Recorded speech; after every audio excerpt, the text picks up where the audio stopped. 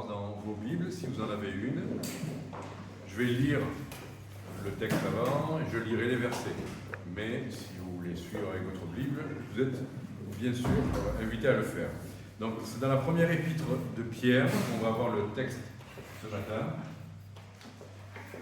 Première épître de Pierre, donc il faut aller vers la fin de notre Bible.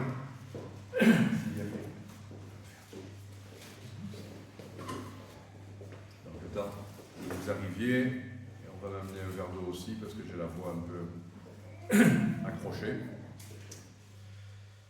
Donc je vais d'abord prier pour ce message et puis on va ouvrir les Écritures ensemble.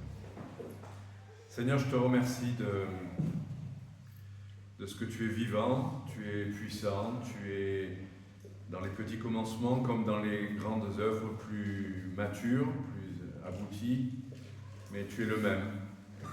Et tu es ici et tu peux parler à tes enfants, parler à chacun de nous de manière personnelle.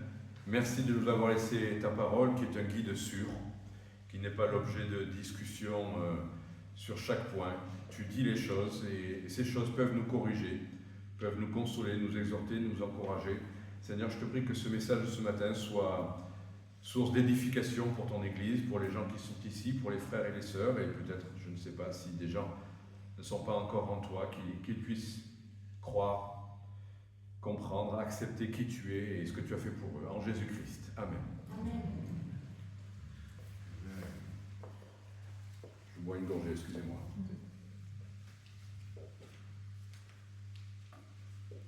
Bon, on va lire tout le chapitre. Je sais que c'est beaucoup comme introduction, mais après le message s'appuiera sur plusieurs points et je trouvais qu'il y avait une cohérence dans ce chapitre-là. Donc, ainsi donc, Christ ayant souffert dans la chair, vous aussi, armez-vous de la même pensée. Car celui qui a souffert dans la chair en a fini avec le péché, afin de vivre non plus selon les convoitises des hommes, mais selon la volonté de Dieu, pendant le temps qu'il lui reste à vivre dans la chair. C'est assez, en effet, d'avoir dans le temps passé accompli la volonté des païens, en marchant dans la dissolution, les convoitises, l'ivrognerie, les excès du manger et du boire, et les idolâtries criminelles. Aussi trouve-t-il étrange que vous ne vous précipitiez pas avec eux dans le même débordement de débauche, et ils vous calomnient. Ils rendront compte à celui qui est prêt à juger les vivants et les morts, car l'Évangile a été aussi annoncé aux morts, afin que, après avoir été jugés, comme les hommes quant à la chair, ils vivent selon Dieu quant à l'esprit. La fin de toute chose est proche. Soyez donc sages et sobres, pour vaquer à la prière. Avant tout, ayez les uns pour les autres une ardente charité, car la charité couvre une multitude de péchés. Exercez l'hospitalité les uns envers les autres, sans murmure, comme de bons dispensateurs des diverses grâces de Dieu, que chacun de vous mette au service des autres le don qu'il a reçu. Si quelqu'un parle, que ce soit comme annonçant les oracles de Dieu. Et si quelqu'un remplit un ministère, qu'il le remplisse selon la force que Dieu communique, afin qu'en toute chose, Dieu soit glorifié par Jésus-Christ, à qui appartiennent la gloire et la puissance au siècle des siècles. Amen. Bien-aimés, ne soyez pas surpris comme d'une chose étrange qui vous arrive, de la fournaise qui est au milieu de vous, pour vous éprouver.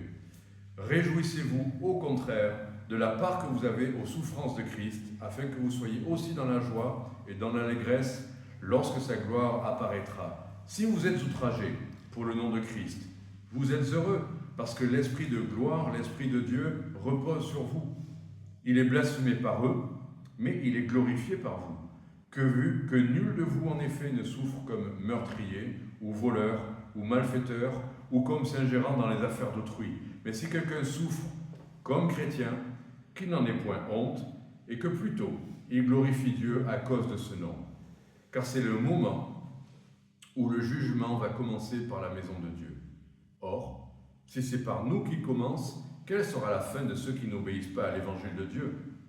Et si le juste se sauve avec peine, que deviendront l'impie et le pécheur, ainsi que ceux qui souffrent selon la volonté de Dieu remettent leurs âmes au fidèle Créateur en faisant ce qui est bien. voilà, on peut toujours voir un texte selon plusieurs angles. On peut voir que dans ce texte-là, il y a un mot qui revient souvent, très souvent. Si je vous demandais lequel, est-ce que vous avez remarqué qu'il y a un mot décliné de diverses manières, mais la même idée qui revient, c'est la souffrance. Voilà. Et ça aurait été évident aujourd'hui, en faisant une explication ou une étude biblique, de traiter l'étude par l'angle ou le fil conducteur de la souffrance. Mais en fait, j'ai été arrêté. Alors, c'est de voir les choses selon un autre angle, comme une montagne. On a l'habitude de voir une montagne par cet angle-là, et puis d'un coup, on voit quelque chose d'autre qu'on voit moins facilement, mais qui a aussi son charme ou son intérêt. C'est le mot « temps ». Voilà, il y a un verset qui m'a arrêté. Le mot « temps » est répété dans cette version 2 fois avec un autre mot, mais dans la version avec laquelle j'avais étudié, il y avait vraiment le mot « temps » qui revenait à 3 reprises. Et ça avait son intérêt, vous allez voir, parce que ça sera le fil conducteur de ce message. Verset 2. Nous sommes encouragés à ne plus vivre selon les convoitises des hommes, mais selon la volonté de Dieu, pendant le temps qu'il reste à vivre dans la chair. D'ailleurs, c'est cette pensée-là, le temps qui nous reste à vivre. Ça sera le titre de ce message, le temps qui nous reste à vivre. À une deuxième reprise, au verset 3, c'est assez en effet d'avoir, dans le temps passé, accompli la volonté des païens. Donc là, on a le temps qui nous reste à vivre, qui est devant nous. Là, on a le temps passé, où on vivait manifestement quand on n'était pas croyant, en vivant selon les pensées du monde. Et il y a un troisième verset, plus loin, qui est moins évident parce qu'il est traduit autrement ici. C'est au verset 17. Il est question de « c'est le moment où le jugement va commencer par la maison de Dieu ». Le moment, là, moi, dans l'autre traduction, c'était le temps encore. C'est le temps. Donc le temps, là, on se projette encore plus loin. Pas le temps qui nous reste à vivre, mais le temps qui va terminer tout ça, le temps du jugement de Dieu. Donc on va voir ces trois choses-là. Et finalement, cette idée de temps, on ne sait pas combien de temps il nous reste, au fait. Voilà, on voit un petit enfant, on dit, celui-là, il a du temps. Souvent on dit ça, on met une chandelle et on dit, la chandelle est comme ça, elle va être... Mais non, on ne sait pas quelle est la durée de notre temps. Peut-être que quelqu'un qui a l'air âgé et fatigué aujourd'hui va encore vivre 30 ou 40 ans, alors que quelqu'un qui est tout jeune, qui pense avoir la vie devant lui, on n'en sait rien. Donc, le Seigneur veut qu'on vive en ne sachant pas combien de temps il nous reste à vivre, mais en utilisant bien le temps qu'il nous reste à vivre, en ne gaspillant rien de ce temps-là. Bon, allez, pour ceux qui connaissent la Bible, si je vous dis, est-ce qu'il y a un autre verset qui nous dit ça? Oui. Racheter le temps. Voilà, racheter le temps, on va le lire dans Éphésiens chapitre 5. Ça sera un peu l'idée générale, de ne pas gaspiller ce temps-là, mais de le racheter. En fait, racheter, c'est pas comme si on rachète des points pour la retraite, c'est investir son temps de la bonne manière. Donc, effectivement, Éphésiens chapitre 5, verset 16, rachetez le temps, car les jours sont mauvais. C'est pourquoi ne soyez pas inconsidérés, mais comprenez quelle est la volonté du Seigneur. Racheter le temps, c'est savoir quelle est la volonté du Seigneur et de vivre cette volonté. Tout ce qu'on fait en dehors de cette volonté, tout ce qu'on vit inconsidérément, en se disant, je vis, et puis on verra bien à la fin. Mais non, parce que le Seigneur nous parle, le Seigneur veut nous montrer des choses qu'on doit et qu'on peut accomplir pour lui, et le racheter, ce temps-là qui nous reste à disposition, le temps qu'il nous reste à vivre, eh bien ce temps-là, si on le vit dans la volonté de Dieu, on le rachète. Si on le vit hors de la volonté de Dieu, on le dilapide. Totalement. Voire pire que le dilapider, si on l'investit dans des mauvaises choses. Donc voilà, maintenant qu'on a vu ça, c'est évident le plan, là, on aime bien nous les prédicateurs, un message en 3 points, mais des fois c'est une évidence, c'est pas qu'on veut absolument, ça pourrait être en 2 ou en 4, mais là c'est 3. On va voir d'abord de ne plus vivre, là ça dit c'est assez, ça, il suffit, ça suffit de vivre selon les principes de notre vie passée, de notre vie sans Christ, on va voir ça, et après on va voir de vivre, bien vivre le temps qu'il nous reste à vivre, et puis on va voir qu'il est bien de considérer. On pourrait dire, oui, mais on est sous la grâce, on ne doit pas penser à ça. il est bien de considérer qu'il y a un jugement, même pour les chrétiens, un tribunal ou un jugement à venir pour la maison de Dieu. Donc, c'est important toujours, quand on fait une course, c'est toujours important de considérer la ligne finale. Se dire, je cours vite, je suis content, ben, c'est bien, mais combien de temps? Il y a une ligne finale à ça, c'est ce qu'on verra. Alors, il suffit, c'est assez, de vivre selon notre vie passée, c'est ce qu'on a vu au verset 2, et non, c'est au verset 3, pardon. Le temps de notre vie passée, ben, on va voir en quoi ça consiste. Verset 3, c'est assez, en effet, d'avoir accompli dans le temps passé la volonté des païens en marchant. Alors, la volonté des païens, d'autres traductions disent les gentils, ce sont des gens qui ne sont ni juifs, donc ils ne connaissent pas la loi, ni chrétiens, donc ils ne connaissent pas la grâce non plus. Donc c'est des gens qui vivent avec le monde, avec les pensées du monde, avec toutes les théories qui circulent dans ce monde-là, sans Christ. Donc c'est assez d'avoir dans le passé vécu de cette manière-là. Et qu'est-ce que c'était cette manière-là? Là, la liste, elle n'est pas glorieuse. Heureusement que tout le monde ne vit pas comme ça. Mais c'est quand même ça les grands principes, c'est la dissolution. Bon, peut-être ça vaudrait le coup d'expliquer qu'est-ce que c'est la dissolution, avoir une vie dissolue. C'est-à-dire livrée à des choses sans intérêt, voire mauvaises. Voilà. J'en dis pas plus parce que la suite du texte le rappelle. Les convoitises, n'être jamais satisfait, toujours vouloir plus, convoitise de la chair, c'est les choses du corps, mais c'est aussi les choses de la possession matérielle. Les convoitises, je ne développe pas plus. L'ivrognerie. Bon, pas très compliqué. Être ivre régulièrement, vivre comme un ivrogne, ça détruit une existence. Ça nous empêche d'avoir une vie familiale, ça nous empêche de construire, ça nous empêche d'avoir une vie sociale normale. L'ivrognerie, c'est livré à l'alcool de manière destructrice. Les excès du manger et du boire. Alors ça, c'est intéressant. Il y a des chrétiens qui sont très forts pour dire pas d'alcool. Mais les excès du manger et du boire, il ferait bien aussi de lire ce verset-là. Alors c'est pas facile, hein, la limite, de savoir ce que c'est qu'un excès. Que le Seigneur nous éclaire, chacun de nous, on sait. Excès, bon, il est possible qu'il soit question, comme il est question de la vie des païens. Dans le paganisme, il y avait des orgies. Vous savez, hein, les orgies romaines, les orgies grecques. Mais c'est un moment où on a tellement qu'il n'y a plus que ça qui compte et on n'en a jamais assez. Bon, notre société n'est pas très loin de ça. Enfin, quand on voit qu'on ne parle que de ça, les recettes, les fêtes où on doit manger ça et ça et ça et ça. Et c'est toujours à l'excès. On sait qu'on a terminé le repas en disant « Oh là là, j'ai besoin d'une sieste parce que là j'en ai trop fait ». Il faut faire attention. Voilà. On verra après, il y a des mots qui, en tant que chrétien, caractérisent ce que c'est que manger comme Dieu le veut. C'est pas de vivre nécessairement dans l'ascétisme, loin de là. On peut rendre grâce à Dieu de tout ce qu'il nous a donné, il n'y a pas de souci avec ça. Mais quand l'excès est continuel, et que finalement ça commence à agir sur notre corps à un point de nous diminuer dans notre corps, de commencer à nous déformer. Et on a des problèmes de dos souvent parce que nous les hommes, il y a l'âge bien sûr, mais il y a quelque chose qui commence à se développer ici. Et quand même ça provoque une cambrure qui, comme par hasard, génère des problèmes de dos. Bon voilà, je m'arrête là. Les excès, que le Seigneur nous montre s'il a quelque chose à nous montrer, et soyons modérés dans ces choses-là. C'est pas la privation, on n'est pas plus chrétien en se privant ou en étant ascète. En tout cas, les excès du manger et du boire, donc ça montre, bon, ok. Et les idolâtries criminelles.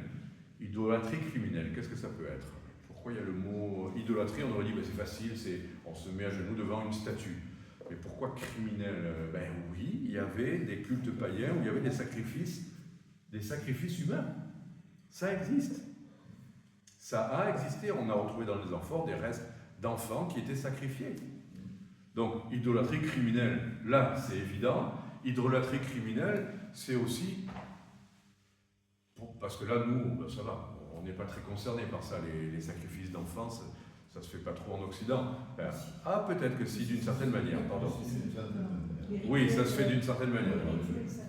Hein? Rituel satanique, bon.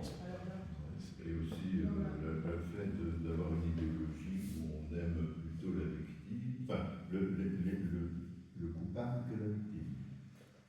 Oui, bon. Là, on rentre dans la gestion de la société. Mais l'idolâtrie criminelle, quelle forme de culte nous amène? Bon, la criminelle, le mot, c'est bien sûr mettre à mort. Mais il y a des comportements criminels, les incivilités, l'idolâtrie là-dedans, c'est quoi? Je sais pas. Mais par exemple, moi, avant, j'avais fait des études pour être prof de sport. Donc là, on est à l'inverse de l'excès du manger et du boire. Je pesais 20 kilos de moins que ça. Et mon corps était tout entier livré de manière idolâtre à la pratique sportive et à la diététique qui va avec. C'est de l'idolâtrie. Alors, je tuais personne. Mais des fois, il y a des gens qui se tuent au sport. Là, avec les températures qu'il y a eu, il y a des courses qui ont été interdites, les gens les ont faites quand même, et il y en a qui sont morts. Alors ils se sont tués eux-mêmes, on va dire c'est pas un crime. Ben, si, c'est un crime quand même. Donc tout ce qui... Ben, voilà, je ne vais pas plus développer, mais en gros, c'est en anglais, c'est dedication, des consécrations à quelque chose qui sont sans intérêt, mais qui prennent tout. Moi, j'ai un ami qui... Non, je ne vais pas le dire devant parce que c'est enregistré, ça sera sur YouTube. Mais on peut littéralement détruire sa famille avec une pratique en disant « mais moi j'aime ça ». Et ça dévore la famille, parce que toute la famille en pâtit de cette consécration à cette chose-là. Et en soi, c'est une idolâtrie criminelle, parce qu'elle fait... Peut-être que vous, ça vous fait plaisir, mais ça détruit votre cadre familial, ça détruit peut-être quelque chose que vous devriez investir autrement. Enfin, vous voyez ce que je veux dire? Ouais, complètement. Voilà, complètement. Bon, ben c'est bien, des fois quand on n'est pas précis, finalement tout le monde comprend, parce qu'on a tous en tête une petite... Alors voilà, tout ça, c'est ça. Ben, c'était notre vie passée. Moi, je peux en parler du sport, parce que c'était ma vie passée. J'étais idolâtre du sport. J'étais ascète, donc c'était aussi une forme d'idolâtrie. En tant que chrétien, j'ai appris la liberté par rapport à manger, pas manger, manger plus, manger moins. Enfin, c'est une liberté par rapport à ça. Et c'est ce que le Seigneur veut. Tout nous est permis, mais tout n'est pas utile.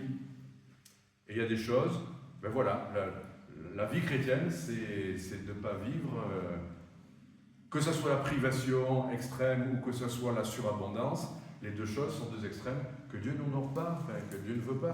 C'est de l'idolâtrie dans les deux cas. Et la liberté chrétienne, c'est de faire les choses en se disant, mais tiens, ça va être utile. Il m'arrive de manger plus que nécessaire parfois, mais parce que je sais qu'après, je vais travailler tout un après-midi, physiquement. Vous voyez ce que je veux dire? C'est, bon, l'utile. Moi, je trouve que c'est important. C'est un bon repère, l'utile. Alors, par rapport à ça, ben, verset 4, « Aussi trouve-t-il étrange que vous ne vous précipitez pas avec eux dans le même débordement de débauche, et ils vous calomnient. » Voilà. Donc pour dire, cette manière de vivre, c'est celle du monde, hein. C'est de notre société. De festoyer de manière délirante. Enfin, ben, ils trouvent étrange, et moi, mes anciens amis dans le sport, quand je retourne de temps en temps, ça m'est arrivé de retourner là où je faisais du volleyball sur la plage, mes amis, que je connais depuis 55 ans, on a joué au volleyball ensemble en cadet, et je les retrouve aujourd'hui à plus de 60 ans, encore là, et c'est prévu qu'ils continuent encore toute leur vie. Alors, ils vont une épaule déboîtée, un dos, enfin bon, tout ça. Mais peu importe, leur seul objectif, c'est de se retrouver tous les jours à la plage, à taper dans un ballon. Ils font ça depuis 55 ans, et franchement, je le ferais encore si j'étais pas chrétien et si j'avais pas mal au dos. Ça nous occupe, mais c'est vide, mais ça nous occupe. On a une vie sociale aussi, ça c'est bien, on est avec des amis, on discute, mais quand même, faisons attention. Et aujourd'hui, quand je les vois, au début ils avaient un certain respect, parce que voilà, j'étais comme eux, je jouais au volley, j'étais pas mauvais, donc j'avais mes lettres de noblesse, j'avais mes petites médailles de volleyeur. Maintenant je joue plus, ils me respectent quand même, dans une certaine mesure, mais de plus en plus il y a des petites piques Ah, salut Jésus, là sur le terrain de volley. Ah, Jesus Christ. Enfin, c'est pas méchant, mais c'est de la moquerie. C'est moqueur. Voilà. Ils trouvent étrange. Ils m'ont connu comme eux et ils me voient différent. Mais c'est ça qu'il faut accepter. Et c'est ça, s'il y a bien ça qu'on doit tirer de ce texte-là, quand on va parler de la souffrance, c'est pas la souffrance de j'ai des problèmes de dos ou je vieillis maintenant. Vous voyez, c'est pas du tout de ça dont il est question. La souffrance dont il est question dans ce chapitre, c'est la souffrance parce qu'on a un témoignage chrétien, parce qu'on a une vie différente. Et on va perdre des amis, et on va être dans notre propre famille pas respecté alors que jusque-là on était respecté, mais parce qu'on est chrétien, que ce qu'on croit, ce qu'on vit, ça, en gros ça les dérange, parce que ça les renvoie à bon, quelles que soient les raisons, mais ils trouvent ça étrange. Et alors, le résultat, c'est quoi? Ils vous calomnient. Ça, l'étrangeté, ça les pousse à vous calomnier. Et c'est terrible, dans sa propre famille, des gens qui nous aiment, des gens qu'on aime, ben notre vie chrétienne, ça les perturbe, ça les gêne. Et par pic, on sent ça. On est en repas de famille, et puis on comprend pourquoi. Il y en a un de coup qui se met en colère contre quelque chose. C'est parce qu'au fond, ils n'aiment pas notre manière de vivre, ils trouvent ça étrange. Quoi qu'il en soit, on verra ça après, ils rendront compte, mais ça on en parlera après. Donc la colère, les injures, c'est ça la souffrance dont il est question. Mais notre vie passée, on vient de la détailler. Mais c'est ça les chrétiens. Si vous demandez à quelqu'un, tu es chrétien, mais qu'est-ce que ça veut dire? C'est d'avoir une vie passée. C'est pas de pouvoir dire, oh ben moi, j'ai été baptisé, j'ai grandi, j'étais sage, voilà, mes parents, une bonne famille, j'ai pas fait tout ça, la dissolution, j'ai pas fait l'idolâtrie criminelle.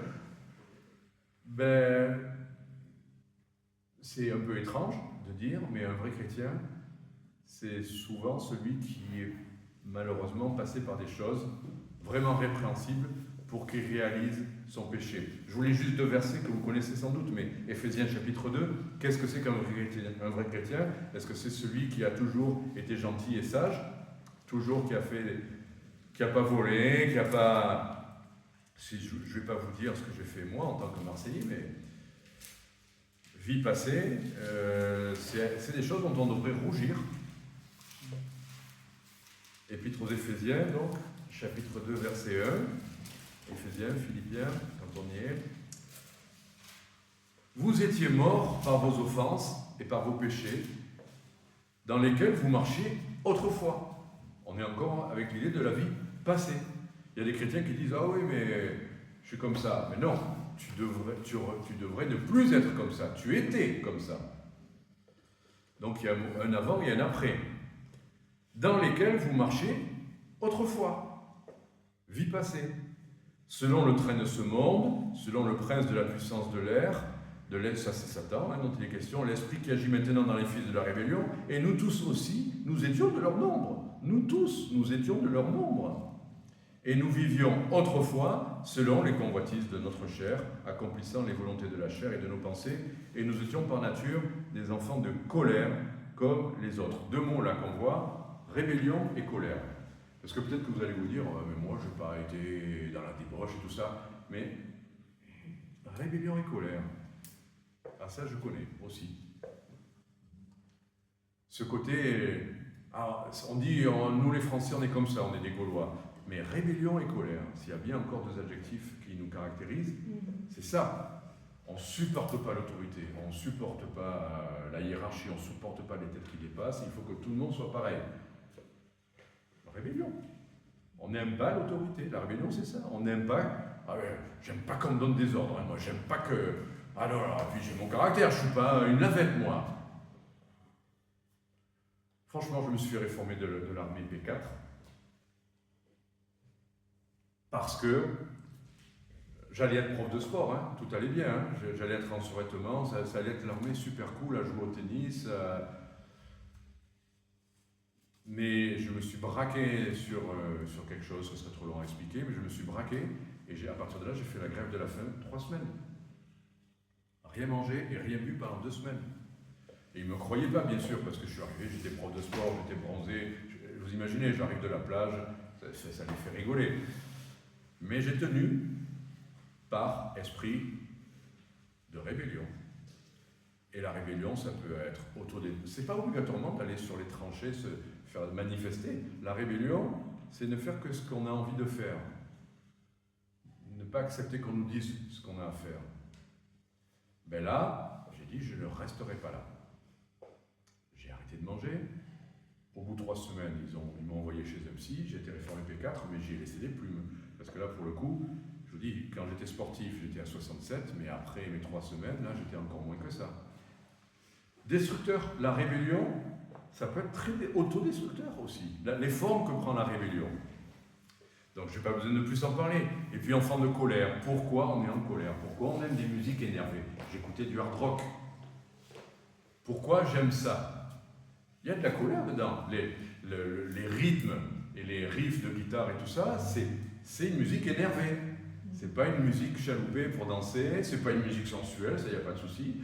Mais c'est une musique énervée, vous êtes énervé, ça vous énerve. Oui. Voyez? Mais j'étais énervé, enfant de colère aussi. On est comme ça, plus ou moins. Tout le monde n'écoute pas du hard rock, heureusement, mais pourquoi on a cette colère toujours en nous? Ben, c'est le péché, la rébellion, la colère.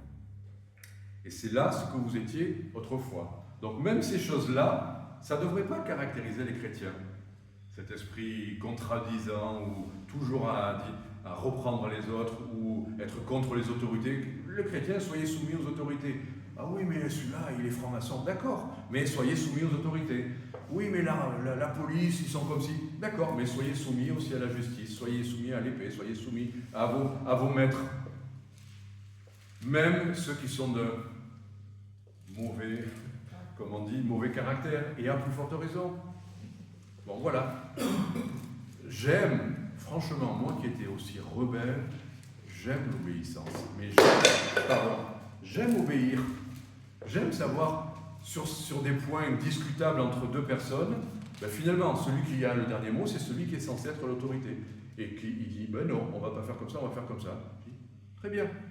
Repos. Repos pour moi.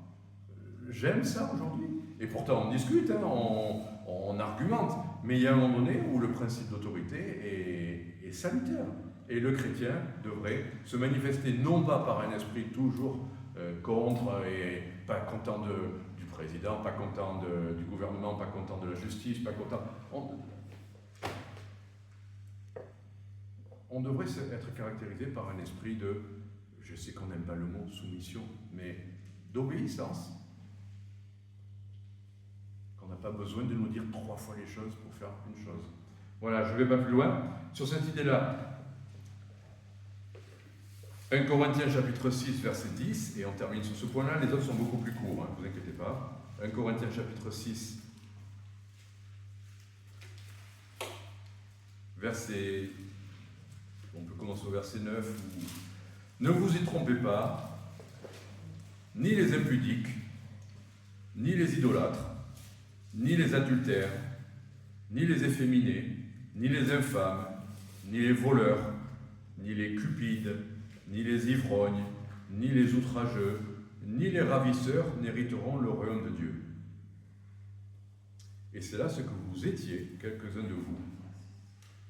Mais vous avez été lavés, mais vous avez été sanctifiés, mais vous avez été justifiés au nom du Seigneur Jésus-Christ et par l'Esprit de notre Dieu.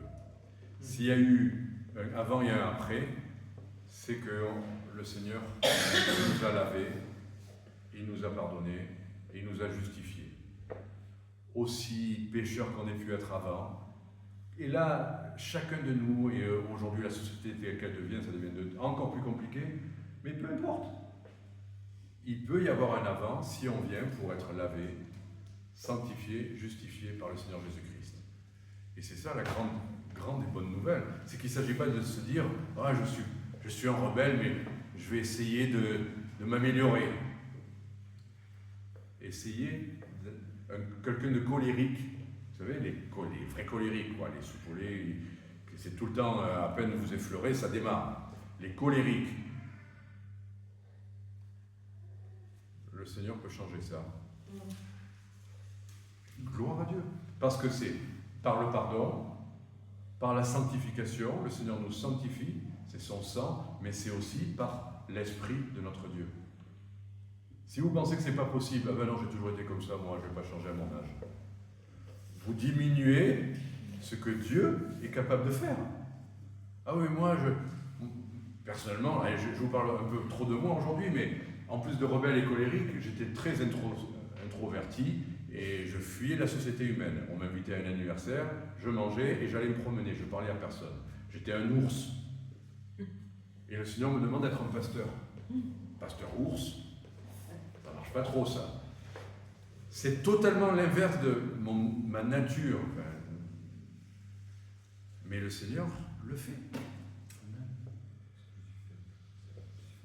Oui. Oui. Et chanter, j'ai jamais fait ça de ma vie.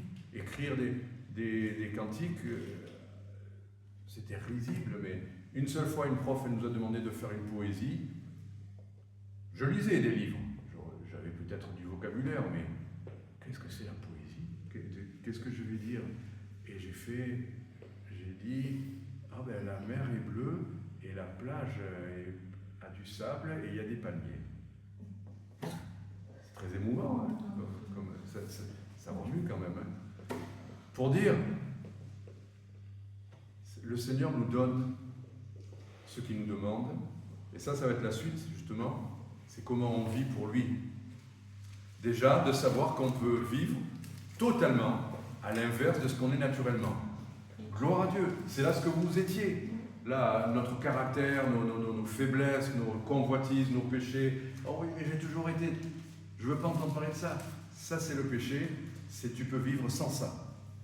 Oui, mais tu ne peux pas comprendre. Oui, je peux comprendre, parce qu'on est tous pécheurs. Oui, mais mon péché à moi, peu importe. Peu importe. Si Dieu dit c'est un péché, c'est un péché. Et si Dieu dit c'est un péché, il faut l'abandonner. Mais c'est trop dur. Mais l'Esprit de Dieu. Mais l'Esprit de Dieu. Et alors justement la suite, c'est le deuxième grand point. Ça sera plus court. Vivre ce qu'il nous reste à vivre. Qu'est-ce qu'on veut vivre? Combien de temps on va vivre? On n'en sait rien. Mais ce qu'il nous reste à vivre. Arrêtons de nous limiter, de dire... Parce que Israël a tourné dans le désert en rond. Parce qu'ils ne sont pas allés sur le terrain où ils devaient aller. Mais si Dieu vous dit, va, fais, sois, il y a un film qui s'appelle Va, vis et deviens. Si le Seigneur nous dit, va, vis et deviens, ne vous inquiétez pas, il le rendra possible. Il le rendra possible. S'il nous reste quelque chose à vivre, si même c'était d'écrire juste un chant avant de partir, le Seigneur utilise des chants comme ça, hein. Mon Dieu plus près de toi, ce genre de chants qui ont encouragé des milliers, voire des millions de chrétiens. Ben, certains ont été écrits sur un lit de...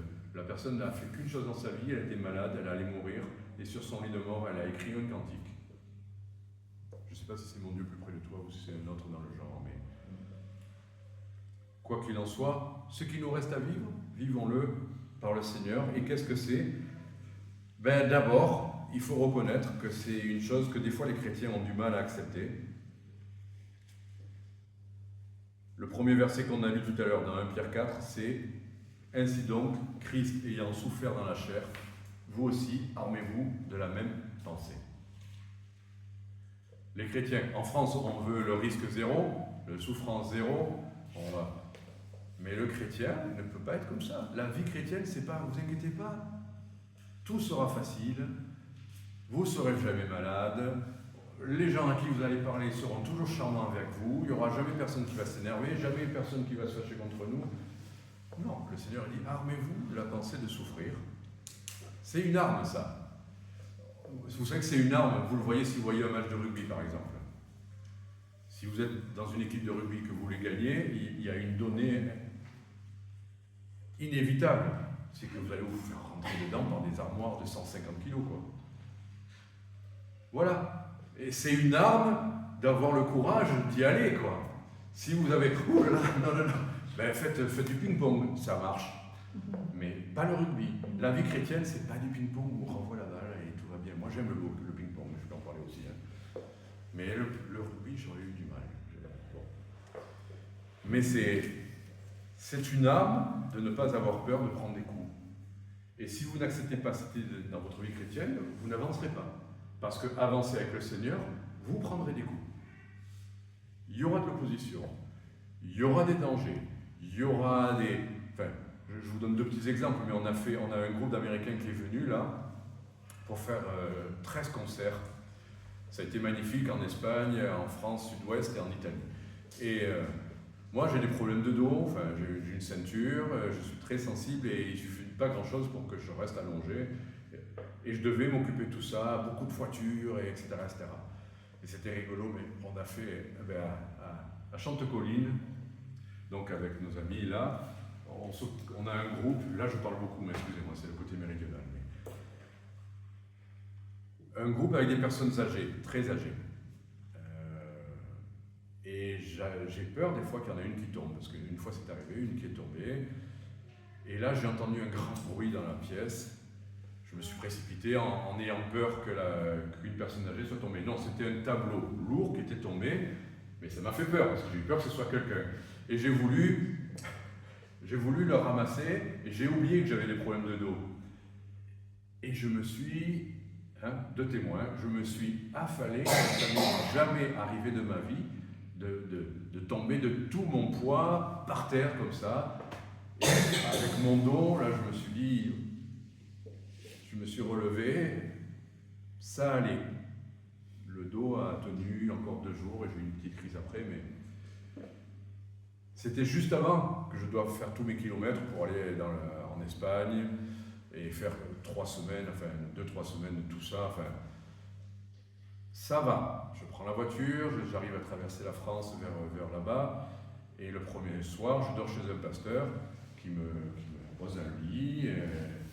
Je m'assieds sur le lit, je passe à travers le lit, les lattes, donc je passe à travers le lit, alors le dos, je me relève, ça avait tenu, mais c'est presque, moi j'en souris aujourd'hui, parce que le Seigneur voulait que je passe à travers tout ça, mais l'adversaire, il va trouver votre point faible ou vos points faibles pour vous empêcher de faire ce qu'il veut, mais le Seigneur a toujours le dernier mot, il est plus fort.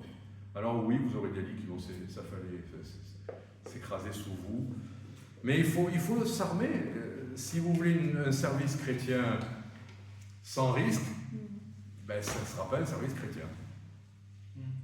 Si vous voulez servir et suivre le Seigneur sans coup, sans opposition, ça ne sera pas le service chrétien. Voilà, il faut accepter la part de souffrance que le Seigneur permettra, des gens qui vous donnent des gens qui parlent dans votre dos, peu importe. Ça fait mal, parce que c'est quand même une souffrance, d'être méprisé, calomnié, injurié, etc., etc. Mais il faut l'accepter, et même verset 13, vous vous rappelez? C'est quoi le verset 13? Réjouissez-vous, au contraire. Donc arrêtez d'en avoir peur, mais réjouissez-vous au contraire de la part que vous avez aux souffrances de Christ. Parce que ce n'est pas contre vous, au fond, les gens qui vous insultent. C'est contre Christ. Quand mon ami il fait « Hey, Jesus Christ !» Moi, ça ne me fait rien. Je lui ai dit « Bon, je vous dis pas ça. » Mais c'est Christ. C'est Christ qui est visé. Et ça, c'est grave. Parce que là, c'est lui qui accumule sur lui. Cet homme-là, je l'ai rencontré 3 fois à Marseille. À des moments où il allait mal, et je lui ai parlé du Seigneur, il habite au-dessus d'une librairie chrétienne de la CLC à Marseille. Après ces 3 rencontres, 3 discussions, je lui ai dit, mais quand même, au moins, achète-toi une Bible. Je veux dire, tu es au-dessus, achète-toi une Bible. Ah oui, tu y penses. Bon. Maintenant, il va mieux, il est retourné au volet. Hey, Jesus Christ. C'est lui qui accumule des mauvais points là, c'est pas moi. Moi c'est rien. Il peut m'appeler Babar s'il veut. Ça me gêne pas. Mais devant le Seigneur. Alors, conclusion, se réjouir, on a part quand même au témoignage du Seigneur. C'est le Seigneur lui-même qui est visé, mais on a une part aux souffrances de Christ. Quand il était sur la croix, les gens n'ont même pas respecté ses souffrances. Ils se sont moqués de lui. Mais vas-y, descends si tu es vraiment le... On a part aux souffrances de Christ quand on le sert. Alors, verset 7, je survole maintenant parce que la fin de toute chose est proche. Soyez donc sages et sobres. Sages et sobre. Voilà ce que devrait être la vie chrétienne. On n'a pas besoin d'être des excités, sages. Voilà, vivre selon la sagesse de Dieu. Ne pas faire certaines choses qui nous mettent en difficulté ou qui ne sont pas bonnes. Sobre.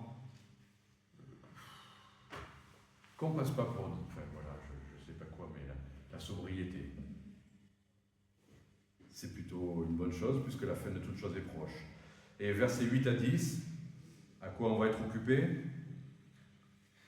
Exercer, voilà, avant tout, ayez les uns pour les autres une ardente charité, l'amour, car l'amour couvre une multitude de péchés. Si vous aimez le Seigneur, vous devrez vous aimer votre Église, les frères que vous voyez. C'est facile d'aimer les chrétiens du monde entier qu'on ne voit pas, mais ceux qu'on voit tous les jours, dont on voit les caractères, les réactions, les paroles, les manquements, c'est cela qu'il faut aimer. Et c'est cela, là il est parlé que l'amour couvre une multitude de péchés. L'Église, les gens veulent, cette Église elle est merveilleuse, tout le monde est merveilleux, tout le monde est gentil avec moi, tout le monde m'aime. C'est beau quand on entend ça. Mais franchement, j'ai surtout beaucoup entendu des gens qui disent, dans l'Église on m'a dit ça, et puis l'autre là-bas comme ça. Alors qu'est-ce qu'il faut faire? L'amour. L'amour couvre une multitude de péchés. Oubliez les paroles un peu légères ou déplacées, oubliez les gens qui vous ont trop vite donné un verset pour vous dire ce que vous aviez à faire et qui étaient complètement à côté de la plaque. Pardonnez, aimez. Et quand ça vous semble difficile de pardonner, aimez. Et si vous manquez d'amour, demandez au Seigneur l'amour qui vous permettra de pardonner. L'amour couvre une multitude de péchés. On n'a pas besoin de tout régler. Des fois, on discute sur le pardon. Je vais lui dire, parce que dans la Bible, il est dit, si tu as quelque chose contre ton frère, il va m'entendre. Ou si le frère... Et on veut tout régler. Et des fois, on ne veut pas régler. En fait, en réalité, on va aiguiser le fer. Parce qu'on n'est pas dans les bonnes dispositions. Finalement, je pense qu'il y a plus de cas, je n'ai pas fait d'études statistiques, mais il y a plus de cas où on devrait simplement couvrir la faute que d'aller la régler. Régler les choses, c'est que vraiment il y a quelque chose qu'il faut éclaircir avec quelqu'un, quelque chose d'important. Mais quelqu'un un jour qui vous a fait une petite plaisanterie sur votre tenue, ça va. Couvrez. Voilà. Nous n'avons pas besoin d'aller régler ça. Une multitude de péchés, et ensuite qu'est-ce qu'on fait? Je suis perdu dans mon message, verset 9. L'hospitalité. C'est étonnant, l'hospitalité sans murmure. Mais non, c'est un plaisir que l'hospitalité. Oui. Mais quand vous le faites souvent avec des gens qui abusent un peu, qui en plus vous disent qui viennent se servir dans votre frigo. Il y a des cultures où ça se fait. En France, normalement, ça ne se fait pas. Bon, ça ne se faisait pas. Des gens qui... un petit exemple à l'Expo Bible, il y a des SDF qui rentrent au STI et qui nous demandent si on a à manger. Oui, on vient de manger, tenez, asseyez-vous, mangez avec nous. Ils disent jamais merci, ils mangent, et puis tout ça, et puis voilà, ils s'en vont. C'est pas un souci, on l'a fait pour le Seigneur. Mais il y en a un qui est rentré l'autre jour, on est en train de ranger l'Expo Bible, il dit, vous n'avez pas quelque chose à boire vous avez du jus d'orange. Il arrive, vous avez du jus d'orange. Mais non, on n'a pas de jus d'orange. Qu'est-ce que vous avez? On ouvre le frigo, il y avait plein de choses. Et ça, non. Ah, de l'orangina, ouais, de l'orangina, ça va. Alors il boit son orangina. Et puis je sens que si on lui donnait la bouteille, il serait content, quoi. Il prend sa bouteille. Vous n'avez pas un sac? Non, mais je comprends, c'est vrai, parce qu'il faut qu'il la transporte, la bouteille. Je dis, non, désolé. Bon, donc il est parti, comme ça. L'hospitalité, des fois, c'est pas facile. Parce que nous, on est habitués à l'hospitalité où les gens sont reconnaissants, sont polis, vous aident à débarrasser la table, vous proposent de l'aide au moment de mettre le couvert, mais il y a l'hospitalité, celui qui s'assied. Qu'est-ce qu'on mange aujourd'hui? Oh non, j'avais mangé mangé ça hier. Moi, ça nous est arrivé d'héberger quelqu'un pendant des semaines, quelqu'un qui marchait dans les rues, bon, on l'a hébergé. Ben, il n'aimait pas tous les cafés. Hein. Il fallait vraiment le café un tel qu'on faisait. Ben, on lui faisait sa lessive, on lui faisait tout, et puis non, il mangeait pas ça, il mangeait ça, et puis il venait se faire son café à lui, il partageait même pas avec nous, on lui donnait tout, et il se faisait son café à lui. Donc c'est pas facile tout le temps, hein. Bon, voilà. Donc pour dire sans murmure, c'est pas toujours facile, hein. Et on continue après le service, c'est quoi? Ben, c'est mettre au service des autres le don qu'on a reçu. Quel est votre don? Quels sont vos dons? À quoi vous êtes utile aux autres? Franchement, quand je me suis converti, j'aimais faire la cuisine. Ben, je préparais à manger pour les gens qui restaient le midi à l'église, parce qu'à Paris, il fallait qu'ils rentrent chez eux, c'était loin. Ben, ils restaient parce que je préparais à manger, et après, ils étaient là à la réunion suivante. C'était ce que je pouvais faire à l'époque, je le faisais volontiers. Ben, si c'est votre don de préparer à manger pour les autres, ça sera utile dans les églises, hein, non? Ça souvent, ça je le trouve. Hein. Voilà, la musique, l'hospitalité, enfin, trouvez à quoi vous êtes à l'aise, et puis à quoi vous pouvez être utile aux autres. Voilà, c'est tout. Ne cherchez pas plus compliqué. Il y a les dons spirituels, il y a les dons. Les gens qui ont de l'argent, ils peuvent donner de l'argent. Des gens qui ont une chambre, ils pourraient peut-être héberger des étudiants. Enfin, bon, voilà. Et on va un peu plus loin, on avance la force selon que annoncer de la part de Dieu ses oracles. La Bible, si vous expliquez la Bible, les gens auront toujours reçu les oracles de Dieu. Mais les oracles, c'est aussi quelque chose qui... On parle de la part de Dieu à des gens qui doivent entendre que Dieu leur parle. Il faut faire des études où on dit exactement le sens de la Bible, parce que c'est toujours Dieu qui parle, et la Bible suffit. Mais il faut quand même pas simplement remplir le cerveau des gens, il faut que ce soit des choses qui puissent vivre, qui vivent et qui vont mettre en pratique. C'est ça.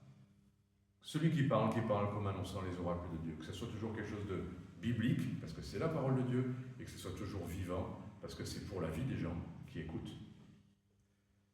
Et ensuite, que celui qui remplit un ministère, qu'il le fasse selon la force que Dieu communique. Je prie avant de chanter. Hein. Il y a des moments où ma voix est claire, et il y a des moments où la voix ne l'est pas.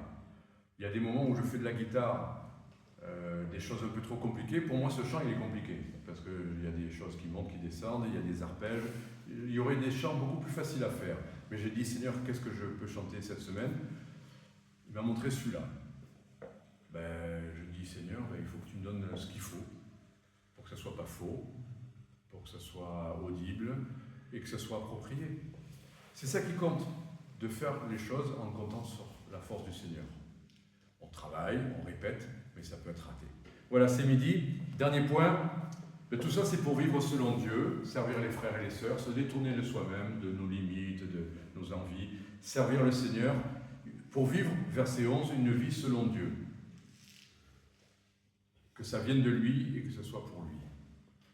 Et rappelons-nous, c'est le dernier point, versets 17 et 18, que la maison de Dieu passera au jugement aussi. Donc rappelons-nous que ce n'est pas juste Dieu m'a parlé, je verrai si je vais m'y mettre ou pas. Je vais prendre encore du temps, je vais réfléchir. Ne plus vivre selon notre vie passée, mais vivre le temps qu'il nous reste à vivre. Et on ne le sait pas. Donc ne remettons pas au lendemain ce qu'on peut choisir de faire pour le Seigneur. Choisir, vous savez, le Seigneur, il entend dans les cœurs. Si vous avez dit oui dans le cœur à ce qu'il vous a montré, il entend. Ça ne veut pas dire maintenant le faire. Ça veut dire oui Seigneur, je le ferai. Et Dieu nous prend au mot. Il n'y a pas de souci, il vous donnera l'occasion de le faire. La fin approche, c'est ce qu'on voit, verset 7. La fin approche. On voit la fin du monde, oui, mais notre fin aussi approche. Et verset 19, conclusion. Remettre son âme à Dieu en faisant quoi? Juste ce qui est bien. Ne plus faire les choses d'autrefois, vides, destructrices, frustrantes, mais faire ce qui est bien. Que le Seigneur vous bénisse.